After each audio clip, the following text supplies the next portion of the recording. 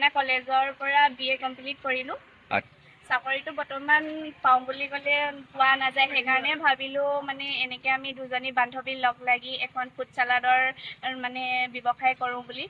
Food চালাডত আছে আমি মানে আজি ফাৰ্ষ্ট অপেনিং কৰিছোঁ আৰু মানে আনিম, চাই লওঁ। বহুত ভাল পাইছোঁ, মানে বহুত ছাপোৰ্ট কৰিছে। তাৰপিছত আৰু আগলৈও যেন এনেকৈ ছাপোৰ্ট কৰে সেইটো মানে আশা কৰিলোঁ সকলোৰে পৰা, সেয়াই আৰু। ঠিক আছে।